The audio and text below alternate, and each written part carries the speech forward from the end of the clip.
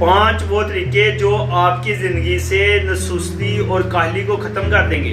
सबसे पहला, अच्छी नींद लेना शुरू कीजिए। 6 से 7 घंटे नींद लेना बहुत अहम है। अगर आप 6 से 7 घंटे अच्छी नींद नहीं लेते तो आप दिन भर काहली और सुस्ती महसूस करेंगे।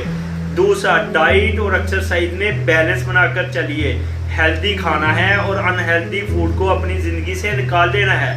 तीसरा, अपने टारगेट को अपनी आंखों के सामने रखिए। अपने टारगेट को अपनी आंखों के सामने रखिए। मकसद याद रहेगा तो सुस्ती और काहली दूर भाग जाएगी।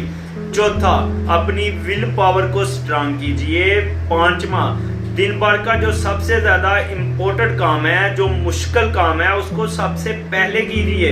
इससे आपको मोटिवेशन मिलेगी, एनर्जी मिलेगी और जो बाकी छोटे छोटे काम है वो खुद ब खुद होते चले जाएंगे।